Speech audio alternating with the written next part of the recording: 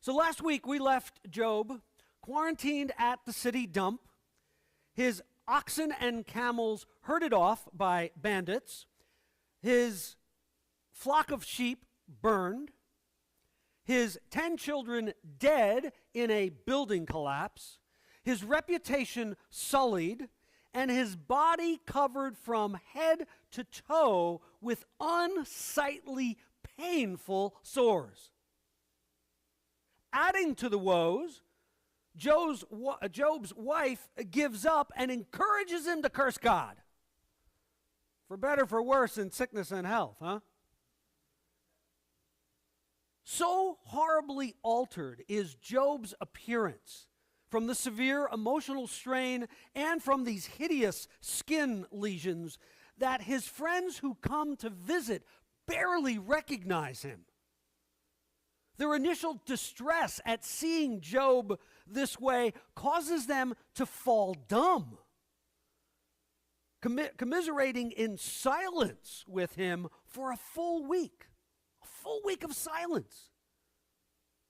The three friends, Eliphaz the Temanite, Bildad the Shuhite, and Zophar the Naamathite, prove two old adages.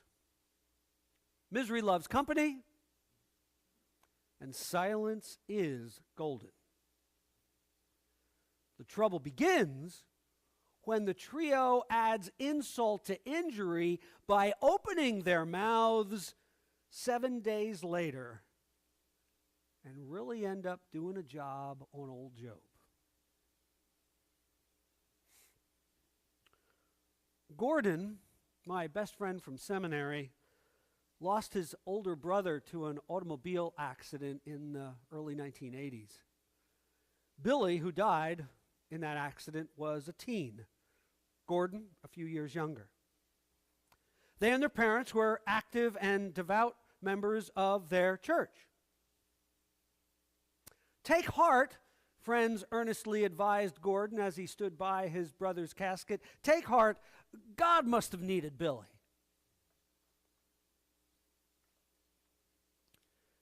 In the summer of 1987, Paula, a 16-year-old in my youth group at Drexel Hill United Methodist, where you used to worship, died in a car accident on the Baltimore Pike, a car driven by her older sister on their way to summer Girl Scout camp. Their mother was pregnant at the time. At Paula's funeral, people attempted to console the grieving mother by alternately looking at the closed casket and then at her swollen belly. And they said, well, the Lord giveth and the Lord taketh away. A young couple took their critically ill toddler to the hospital. The little girl did not fully recover from her high fever, remaining disabled for the rest of her life. I guess you just didn't pray hard enough and have enough faith, their neighbor, a longtime church friend, said in a thoughtless attempt to comfort the bereft parents. Years later, Gordon commented to me how angry he was at these simplistic cliches that people offered him. The Lord needed Billy? Why? Did God have some grand building project in heaven? And none of the union construction laborers there, none of the countless skilled craftsmen and architects in heaven for centuries, none of the deceased church trustees were adequate? Don't tell me God needed my brother any more than Mama and Daddy and I did. Similarly, Paula's mother, reflecting on the death of her teenager, remarked that while she was certainly grateful for the new life within her, it didn't make losing a child any easier. There was nothing just in the perverse accounting which adds one child to compensate for the subtraction of another one. No mere religious adage could comfort and console her profound sense of loss. And the young couple, at the time when they most needed friends of faith, at a time when they were praying their hearts out like they had never prayed before, like they had never imagined even praying before, we're told that they hadn't prayed hard enough and lacked faith. Talk about adding insult to injury. Or think about the other convenient lines that we thoughtlessly dole out when tragedy strikes. They sound good to us at the time we speak them. Last week's nightclub fire in North Macedonia in Egypt, in which 59 teens and young adults died, brought to mind an interview that I had seen many years ago with a burn survivor from Boston's Coconut Grove nightclub conflagration way back in 1942. 500 persons succumbed in that fire. "At least you're alive," persons repeated to her over the years. Horribly disfigured by the burns, like many of the 166 survivors, the woman didn't want to be alive. Like Job, she wished she had died. Oh, but at least you're alive. Or how about the line, "God's ways are not our ways"? Well, thanks for telling me. I never realized that before. That surely ends my confusion over the matter. Or, "It's God's will, not thy will." Oh, you mean I'm not in charge of the entire universe? Oh golly, oh shucks, what a surprise. Or, "God doesn't give you more than you can handle." So let me get this straight. I was prepared and ready for this nightmare. And if I pass the test and handle things well this time, don't tell me, then something even worse can happen, because I'll be able to handle that too, especially after the practice I get with this horror story. You know, I feel so much better now, you having talked to me. Or what about reassuringly reciting the Apostle St. Paul's words to someone who's undergone a loss? You know, all things work together for good for those who love the Lord.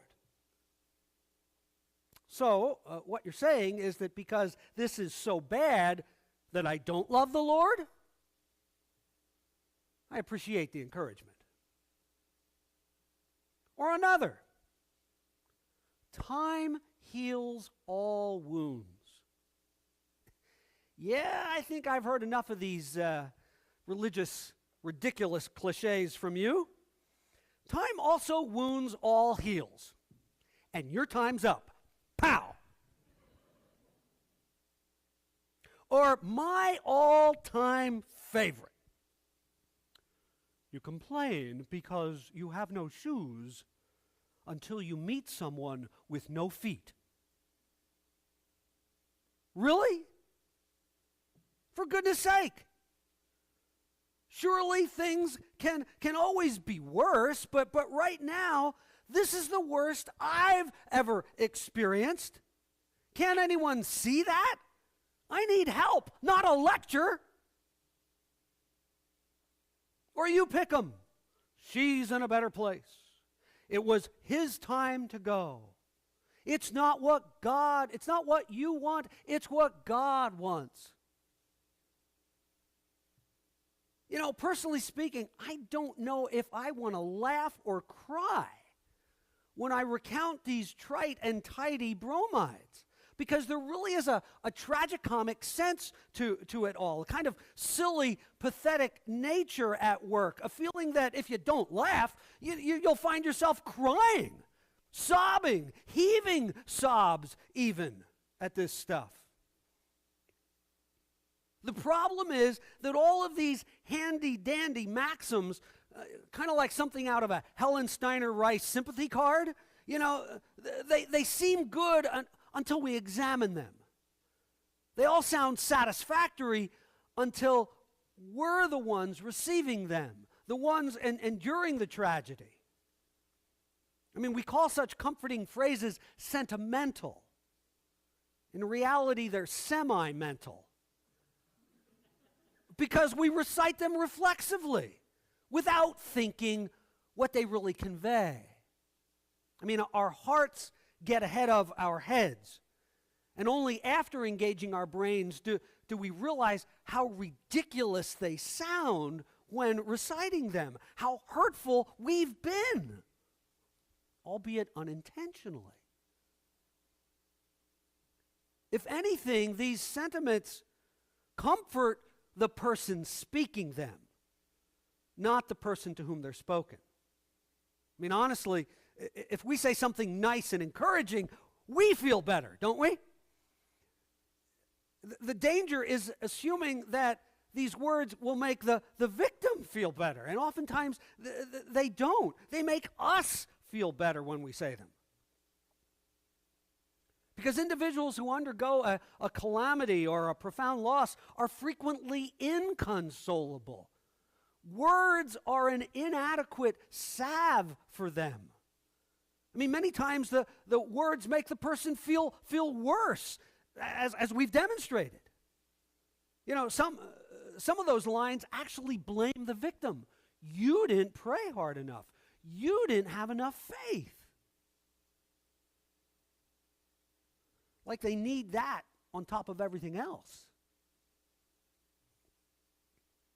In Rabbi Harold Kushner's long ago bestseller, you may remember When Bad Things Happen to Good People, he talks about a German psychological term, Schadenfreude.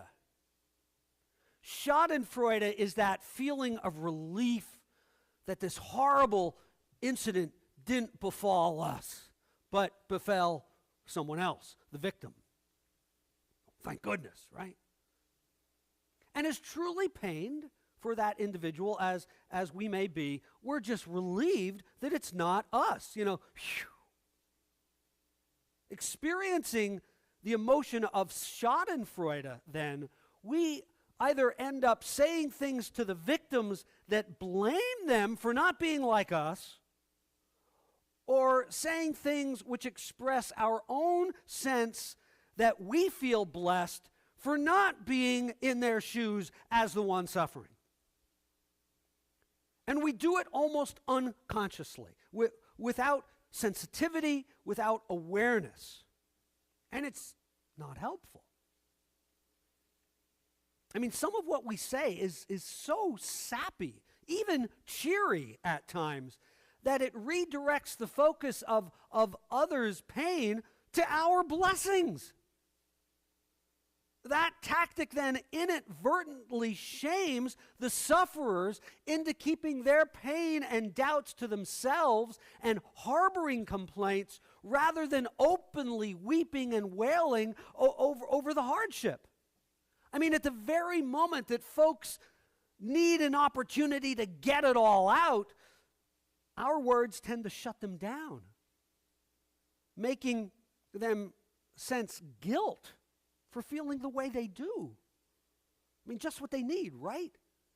Guilt on top of loss, and put onto them by their friends of all people. We do this to them. Plus, sometimes we say happy, cheerful things because we personally have difficulty witnessing others' tears and emotions. Are you like that? Many of us are. But please realize that not wanting to see someone cry, that's our issue. It's not their problem. For goodness sake, their plate's already full. So let's not put our intolerance of weeping and upset onto someone who already has enough put onto them. Crying is often therapeutic and cathartic. We know that. You talk about a good cry. Well, they're having a good cry. It may be lasting for days, but they're having a good cry. Okay.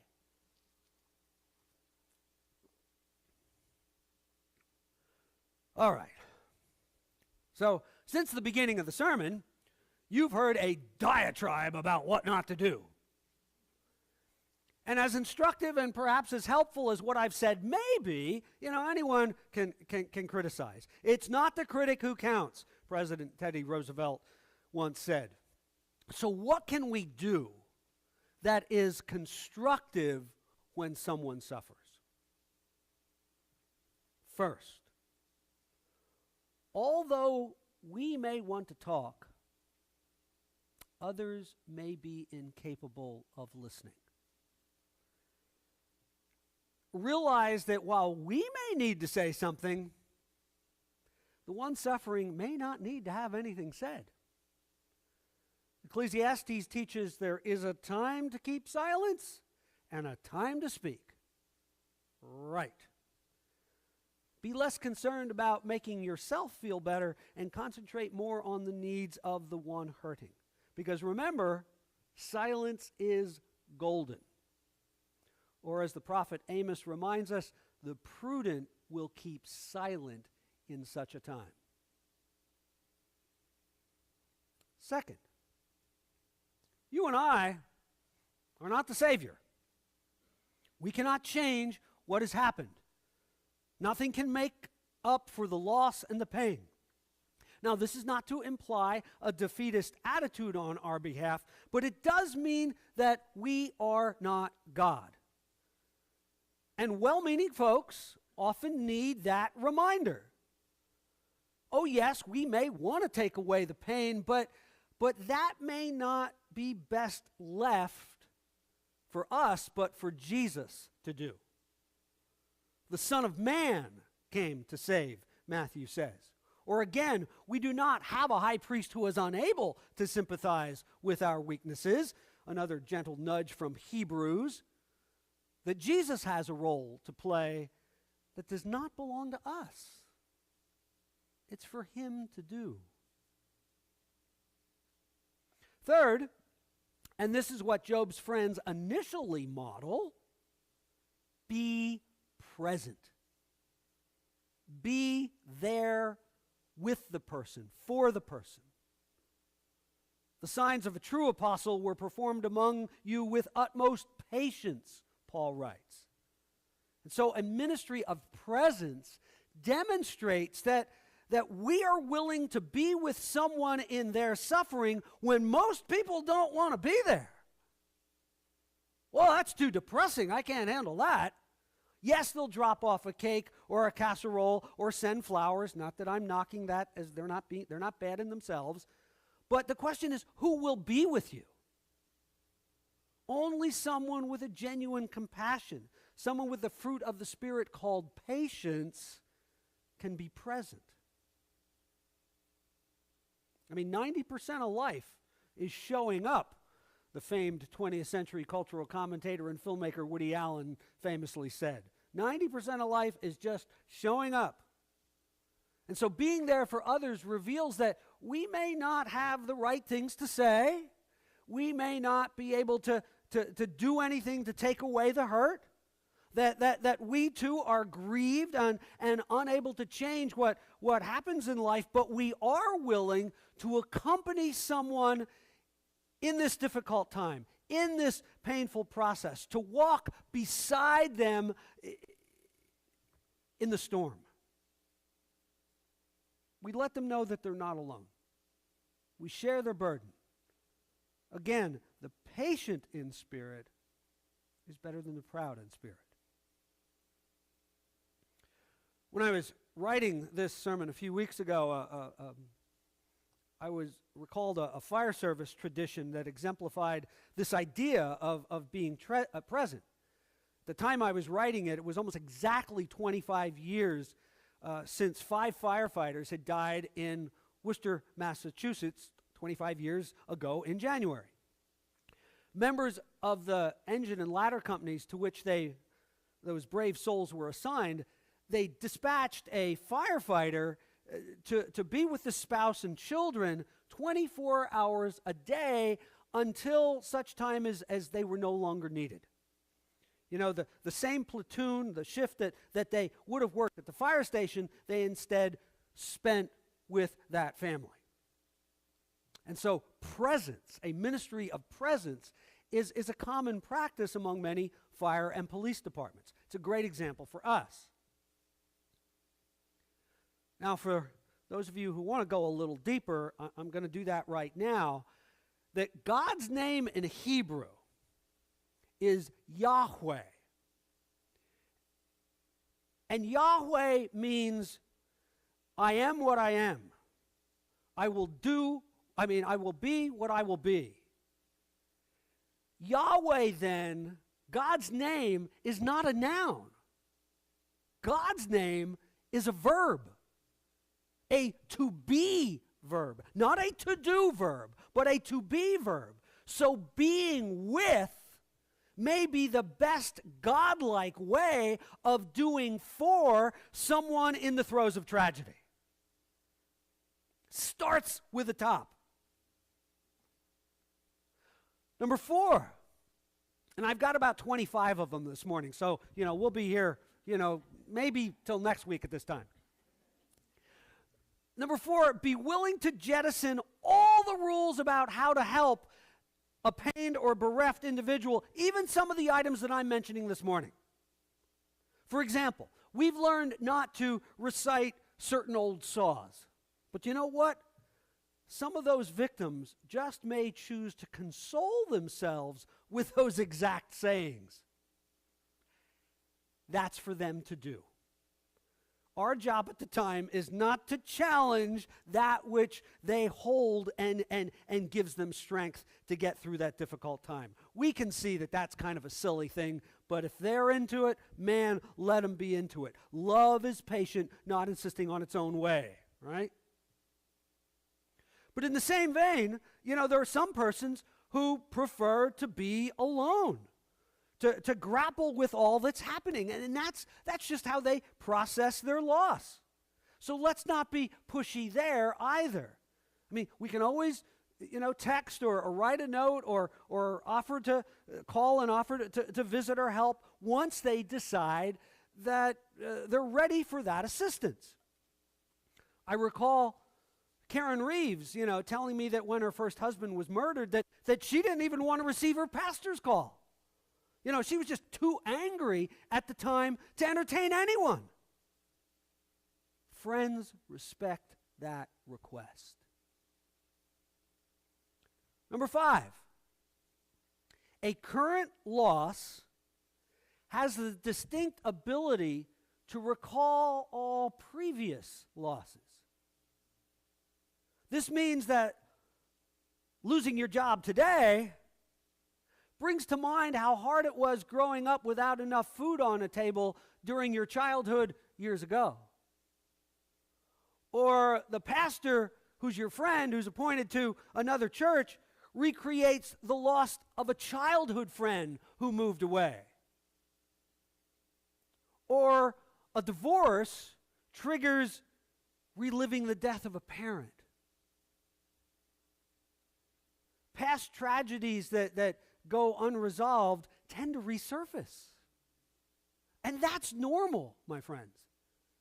Don't wonder why then, someone enduring a loss today may have a more exaggerated reaction than warranted, or that we think they should have, or feel a need to talk about a previous disappointment. Dealing with this loss, consciously or unconsciously, brings to mind memories of other losses. 6th, St. James in his little letter in the New Testament instructs, pray for one another. Be intentional about praying for others, especially those who are suffering. I mean, if you can't say anything, if you can't do anything, then deliberately add extra prayers throughout your day for these folks. It may be the best help you can provide. Don't underestimate the power of prayer. And 7, not 25, finally, in whatever you do, be steadfast. Persevere. And you know what? I'm not even going to say any more about that because our closing hymn by Charles Tindley, Stand By Me, says it so well. I can't preach any better than Charles Tindley's lyrics. So I'm going to practice what I preach on and be silent on that point. But in the next sermon, we will explore how Job himself deals with his pain and his extreme disappointment, his self-doubt, his self-pity, and the glimmers of hope that help him hold on in this time. In the name of the Father, and of the Son, and of the Holy Spirit. Amen.